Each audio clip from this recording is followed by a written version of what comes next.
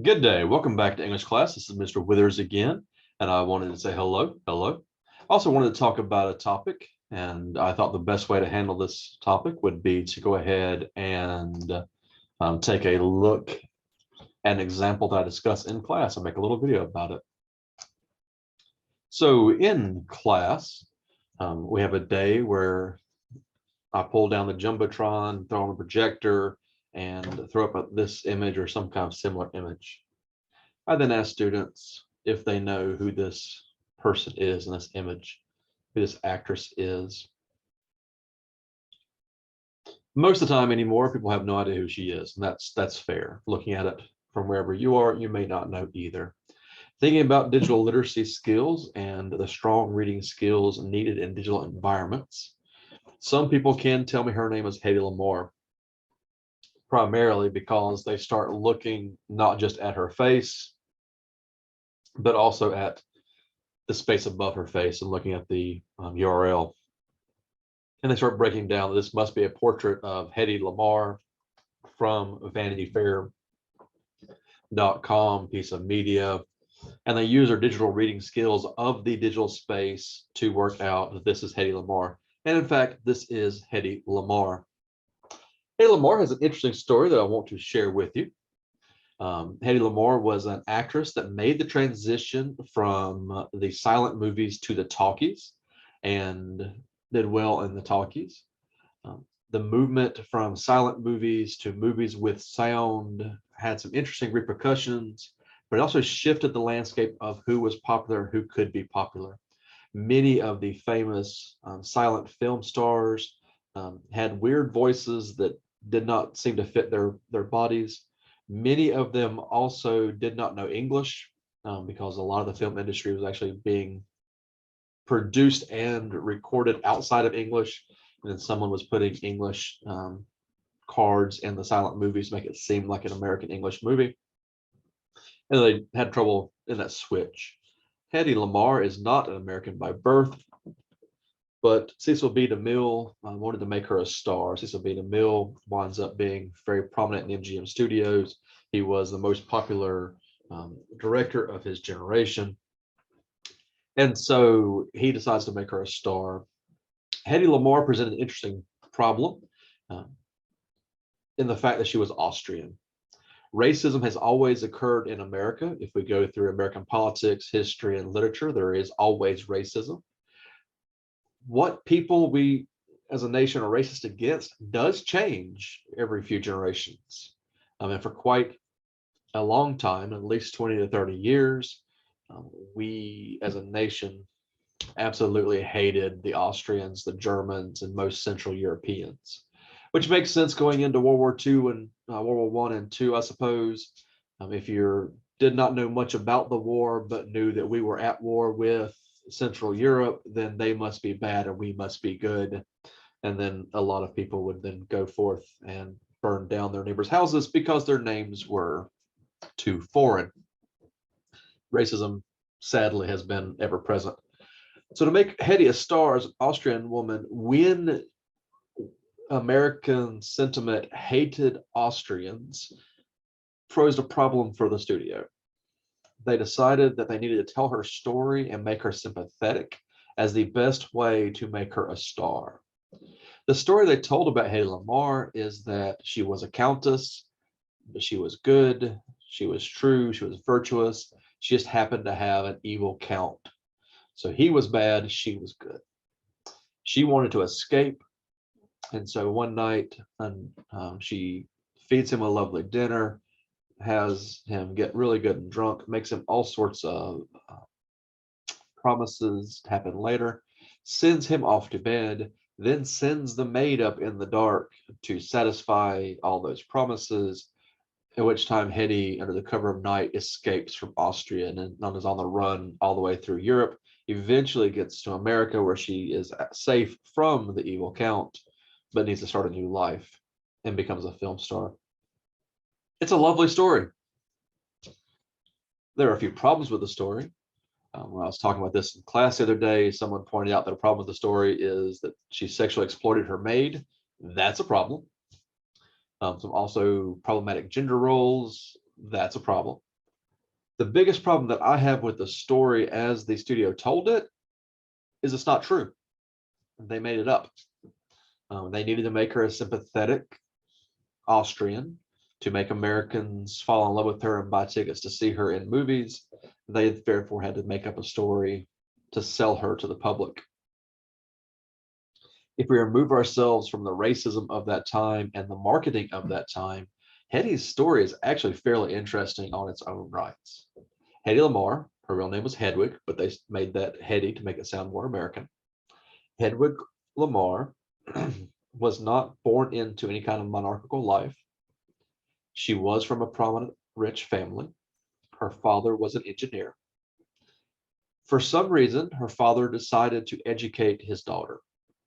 Perhaps he always wanted a son and he only had a daughter. Perhaps he felt that women could be intelligent. Perhaps he was bored. History has lost exactly why, but for some reason, her father decides to educate his daughter. So after dinner, because they were wealthy, they would let the servants clean up after them, and he and his daughter would take a walk. He spent time with her after dinner every night. Some nights he would take her out to the gardens and explain horticulture to her, the pistil, the stamen, the pollen, the pollinators. This is how flowers work. Some nights he would walk her down the road and find a construction site and explain lifts, cranes, mortar, lodestones. By the time she winds up being rich and intelligent and notably beautiful, by the time she winds up attracting the count, she has the mind of an engineer. In a generation where women were not educated, she has the mind of an engineer behind that beautiful face. She did eventually divorce the count, to separate and divorce the count, because of the way that European divorces were working in that generation. It took about 2 years to convince the church and the state to allow them to break their union. That 2 years is covered in Austrian newspapers if you know where to look. Most Americans trying to research Hedwig Lamarr are going to find the American press releases from the studio. A lot of biographies have been written that are wrong because they are built on the easy to find information. But looking past that and finding somewhat rare nowadays Austrian newspapers, you can see that the community could follow her divorce for 2 years from the count. At the end of the divorce, she stayed with him for a few more months in his estate while she arranged passage out of the country and then ultimately out of Europe into America. When she left, he knew that she would never come back. The Count also knew that Hedwig, or Hetty, was beloved by the people. And so he stopped work and had a parade the day she left. So as she was leaving, the locals could line the road and wave goodbye and see her leave one last time. By the way, I think that's the way a divorce should happen. If your marriage has run its course, you should throw a parade and let everyone in your life just wave goodbye as they leave. That's the best divorce story ever. She gets to America, becomes an actress, becomes famous. When Hedwig, if you look up Hedwig, you're going to find a lot about her as an actress. I believe Hedwig's important. I believe Hedwig Lamarr is someone that everyone needs to know. If later you're looking at your notes and have no idea why I think she's important, but you have her name and you look her up, you might find that she was an actress and you may think that's not important to you. You may not have seen these movies and care about that generation of movies, and it may not be important to you. That'd be a fair assessment if all you found was her movies, which is predominantly what people discuss when they discuss Hedwig Lamarr. I believe, though, that she's a little bit more interesting than that if you dig a little deeper into Lamarr's biography. As the mind of an engineer, keep in mind, in Austria, she, of course, was moving in the best circles with the monarchy, the established, the powerful people, the leaders, the generals. And she would say things at dinner parties and rubbing elbows. She would say things like, I understand soldiers have to die in war, but why can't we aim the missiles and torpedoes so that civilian lives can be saved? And everyone uniformly would just say, haha, that's cute. You're cute. That's a cute idea. Don't worry about it. When she gets to America, she very quickly becomes a star. She very quickly winds up with politicians, leaders, industrial leaders, rich people, and generals, because America has long had a fascination with the popularity and celebrity. And Hedwig Lamar would still say at dinner parties, I understand that in war, men have to die, soldiers have to die, but why do civilians have to die? Why can we not aim the missiles, the bombs, the torpedoes? And keep in mind, all the way up through World War II, the biggest bomb won because they really couldn't control the bombs. And so whoever had the biggest bomb would win, which is fine when you're fighting across Africa, across most of Central Europe and through Asia. You've got a large land mass, you can start bombing people, you can bomb isolated islands and hope for the best. That's fine. It's not really an efficient way to have a war, but maybe it's good enough. No one listened to Hedwig Lamar. Well, one person listened to Hedwig Lamar. A pianist named George Antheil listened to Hedwig Lamar. George was a piano player and a composer, fascinated with player pianos. Player pianos are the ones where you hit a key and then mechanically they play themselves. They have like a spool or a drum that has the music on it and it plays the music by itself. He was fascinated by player pianos, George Antheil was. So George had a fascination with mechanicals and engineering, but also a basement full of parts and tools. He would often write piano pieces that needed 9-player pianos to play them, which is an amazing mechanical feat. It is not a very good concert. Someone walks out, hits one key, and walks back while you watch 9 pianos play on stage by themselves for a half hour. Interesting music, great engineering, not a good show.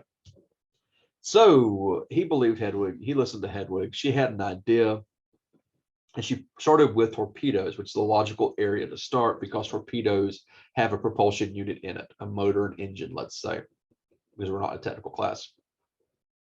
The torpedo would be fired from one boat, ship, submarine, and go toward the other. They can actually radio control this torpedo and guide it a little bit. The problem is, in analog world, there's only so many frequencies on which you can send an analog signal. So at some point, your torpedo is going to be closer to the enemy than it is to you. If they can guess or figure out your broadcast signal, they can then send the signal to turn your torpedo around. In particular, on naval warfare, a lot of torpedoes ended up exhausted, just going back and forth, hitting nothing. It was kind of hanging in the water, like a land mine or a water aquatic mine at that point, until a fishing vessel bumped into it and exploded, or a cargo ship perhaps rammed into an unexploded torpedo and went down like the Lusitania probably did during World War II. So Hetty starts with analog radio torpedoes, and she figures out a way to control them. To get a patent, her and George Antheil need to build one. He has a room full of player piano pieces, so they build a prototype for her invention that is the size of a piano. Just for rough equation's sake, the brains of this torpedo is now the size of a piano. Most of the torpedoes were smaller than a piano, so the brain is now functionally larger than the torpedo, and therefore presents a problem. They took the patent, George and Hetty did, and they gave it to the government. He's a co-patent because he helped build her idea. They gave it to the government, gave it to the Navy. The Navy read the first few pages of the patent and said, this is cute, this is a good idea, but it's not going to work. The Navy never read the entire patent. They did not read the entire document. They read a few pages and made up their mind. You may be beginning to see why I think Hedwig Lamar makes an interesting case study at onset of a research unit. It's an interesting cause and effect case, just really interesting from a research standpoint. They didn't read the entire document. They read parts, assumed they knew what it said, and stopped. Had the Navy read the entire patent, the last page says that yes, they understand their prototype is too big to be feasible, but with proper machining, it could be reduced down to the size of a wristwatch. something smaller than your average pocket watch, perhaps, and something the size of a wristwatch or even a pocket watch would fit neatly into the head of your torpedo. What they developed would not even be understood until the Korean War.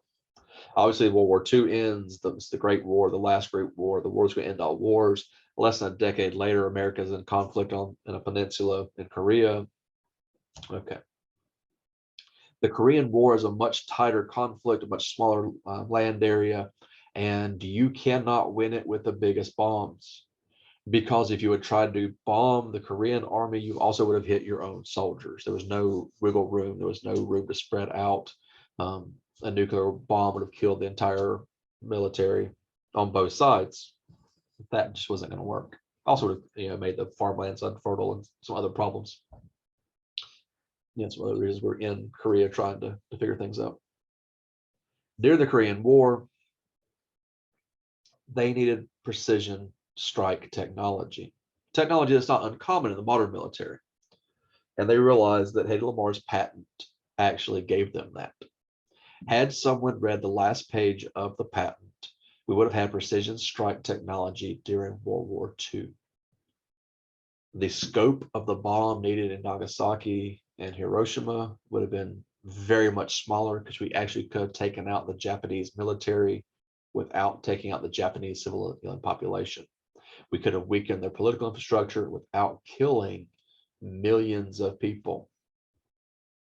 Had precision strike technology been available to us, we would no longer have had to done the corporate raids over Europe that destroyed an entire generation and wiped entire countries off the map. But in Korea, it's a top secret military secret. They use Hedy Lamarr's patent. They have precision strike technology. They also know exactly where all their pieces of equipment were, because the other part of her technology, the random oscillating frequency controller, allowed for an unbreakable transmission, unhackable, undecodable in that generation transmission, precision striking, and with the use of a satellite, global positioning. After a few conflicts and military years later, the idea is declassified and it becomes up for use in the private sector. And an entire generation of technology is built on Hedy Lamarr's random oscillating frequency controller. And in fact, anyone sitting here watching on a cell phone or sitting around with a cell phone interrupting what they have to say and think today, that cell phone is only possible because Hedy Lamarr made it possible. Without a random oscillating frequency controller, there would be a very limited number of cell phones possible. And you would probably not be able to afford one. Because of random oscillating frequency controllers, an unlimited amount of cell phones were then possible. As they went from the analog to the digital, they kept that. The fact that your phone has a GPS in it and can download as much media as you want, beside of someone else also downloading as much media as they want, all of that is possible because of random oscillating frequency controllers and Hedy Lamarr. Gaston College pre-pandemic was 60% female. It's a number that fluctuates occasionally, but fairly typically, we were 60% female. If you're on campus, you can start to see that. You can start to see in a classroom that there are usually more women than men. In some programs, like the nursing programs, the percentage gets drastically different. It's 90-95% female and less than 10% male a lot of times. When you get into the PTI building where the auto shops, welding, heat and air, HVAC classes are taught, lots of dudes, very few women. When you get into the seated classrooms of a computer science class, lots of dudes, very few women. And I've often wondered if we taught Hedy Lamarr to everyone, if those numbers would change. From a cause and effect standpoint, this very indirect causation, we wind up with a lot of guys going into science and technology fields, but it also seems like men created those fields. Think about the technology revolution, Silicon Valley, your Wozniak, Jobs, Gates, dudes. None of what they could have done is possible without Hedy Lamarr. Maybe we should not have talked about the founding fathers of technology, but should have introduced you to technology's mother. And if we had introduced students to technology's mother, Hedy Lamarr, the mother of an entire generation of technology, maybe we'd have more women going into STEM fields and less dudes.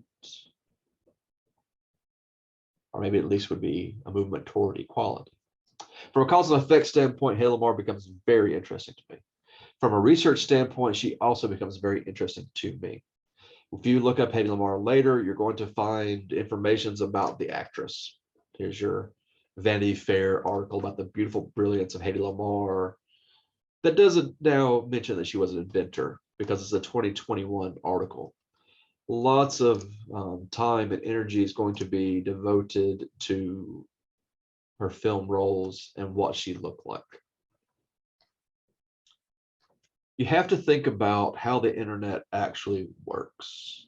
For a very long time, the stories about Hedy Lamarr were lies told by studios, classified government documents, and eventually declassified information, but not taught to the masses.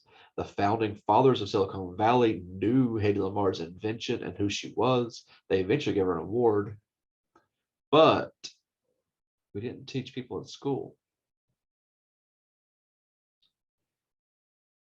If we think about how Google works, Google at this point not being the noun for the website, but being the verb that means to search in the modern day.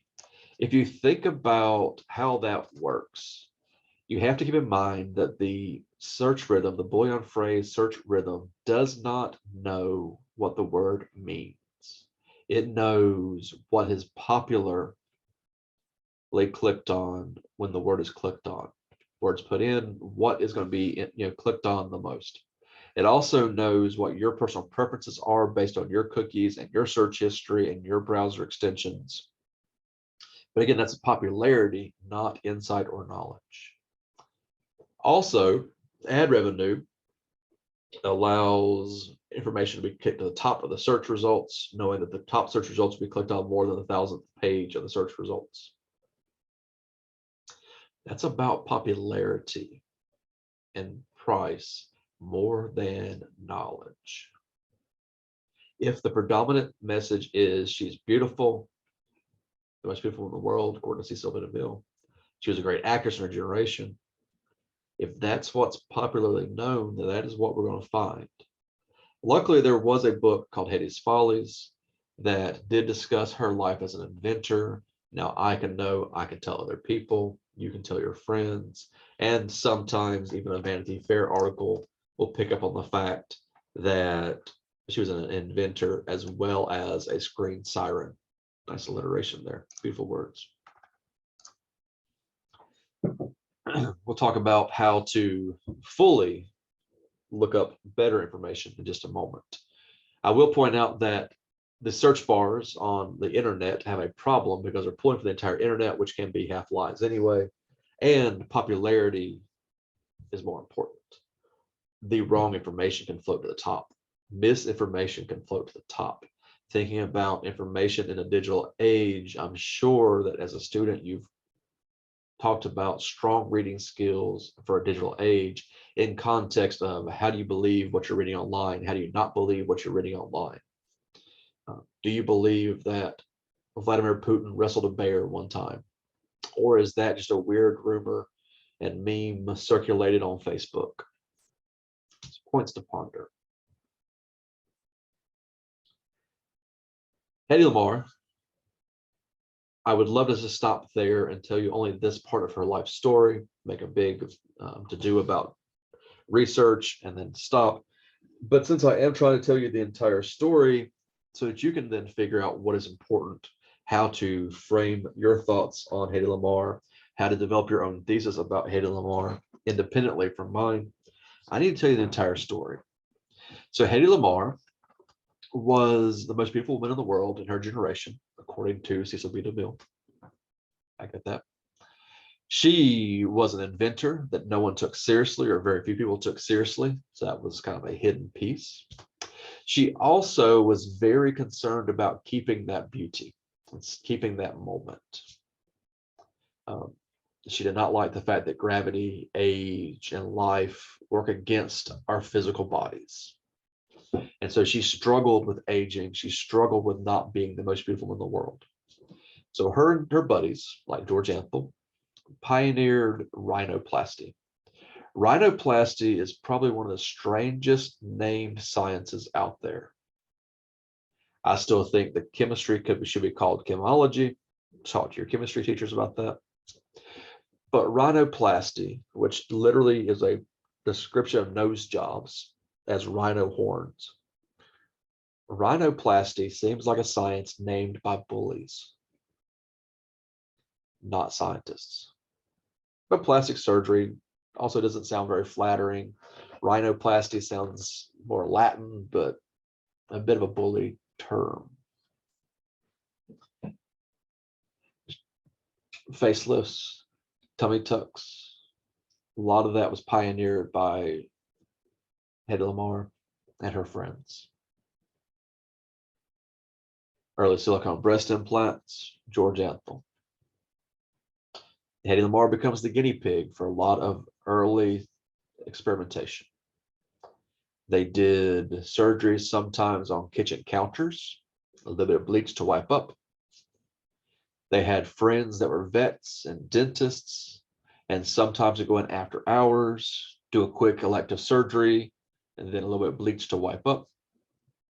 Hedy Lamarr also, besides being the reason you have technology in the modern day, was also the reason we have plastic surgery. She's also largely responsible for a lot of our understanding of scar tissue, infection rates, and cleanliness in medical professions. She's emblematic of a generation that didn't understand some of those pieces and helped push our understanding forward. Sadly, she did that by turning herself into a jigsaw puzzle of scar tissue masses, bloated infections, and other bodily traumas.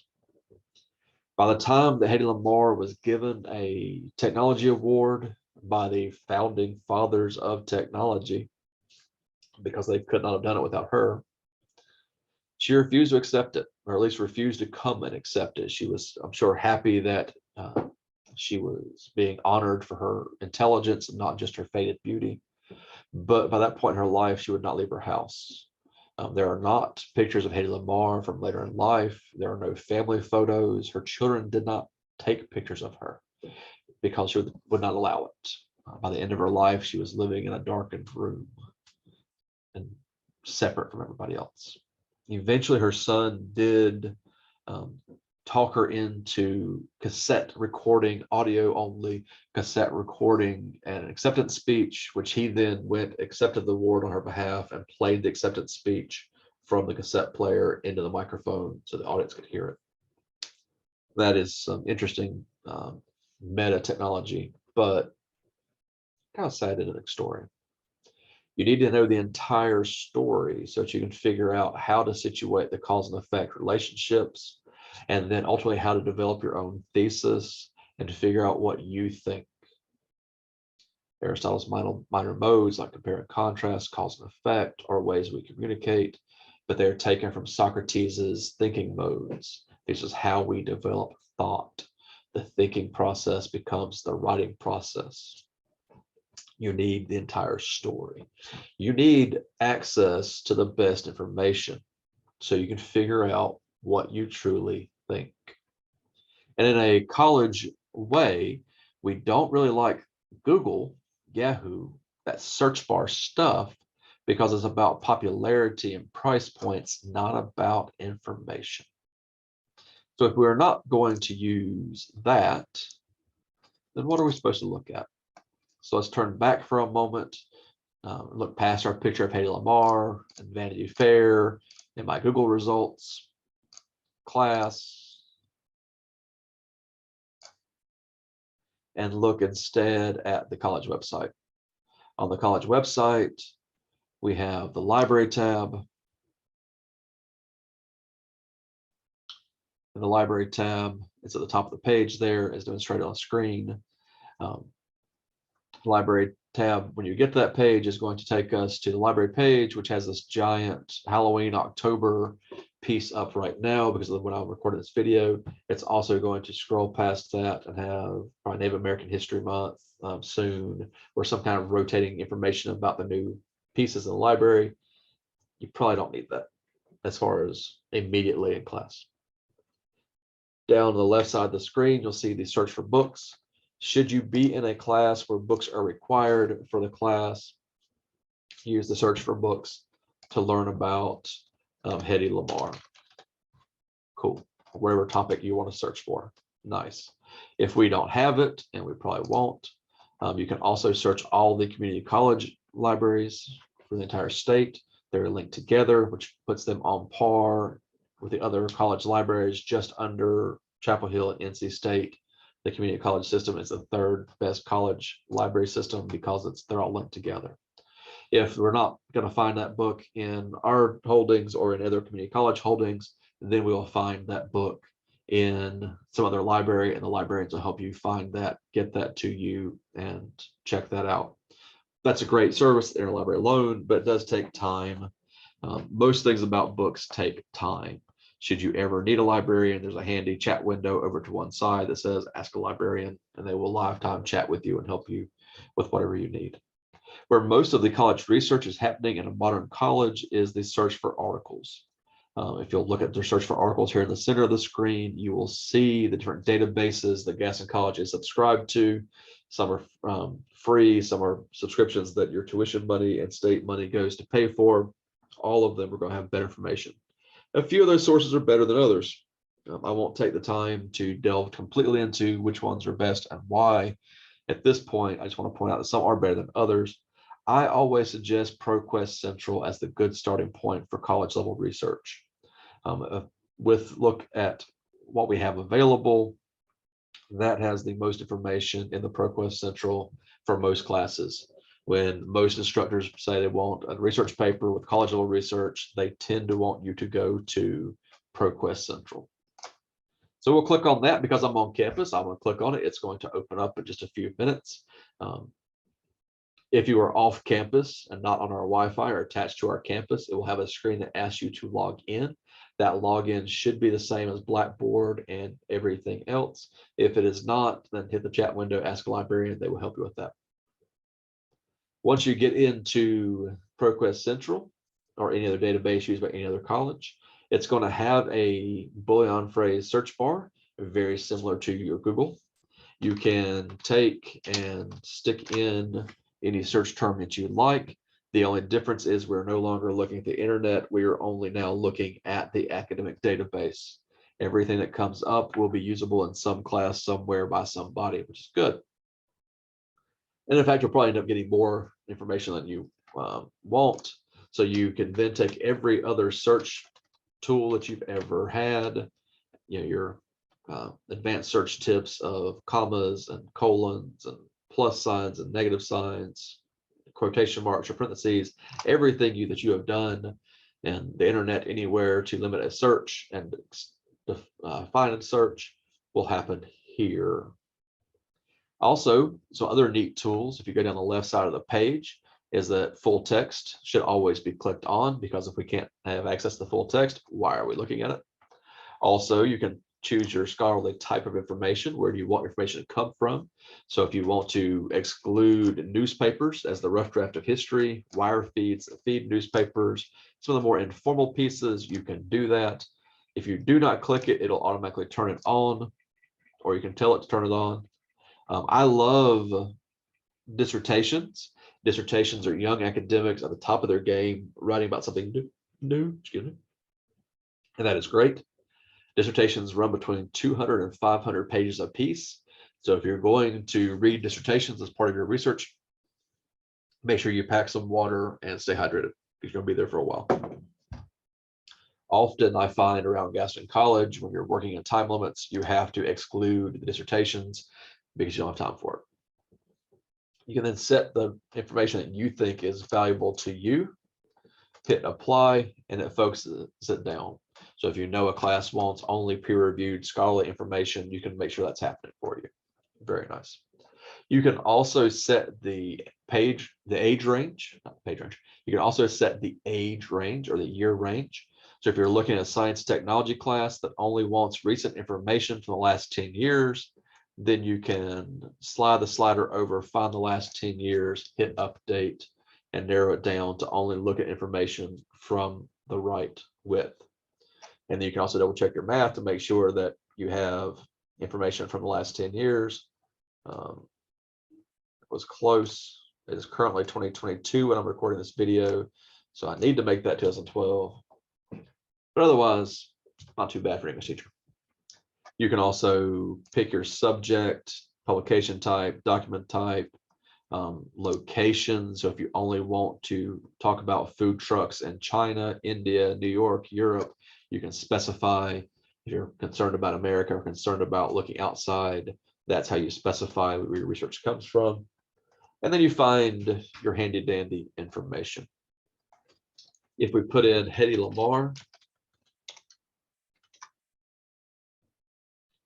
with a good scholarly search, we're going to find 79 results.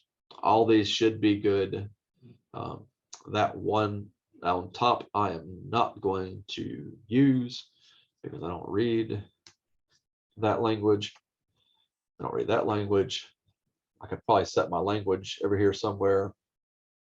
Yep, set my language to English because I'm on a linguistic, which is sad but true.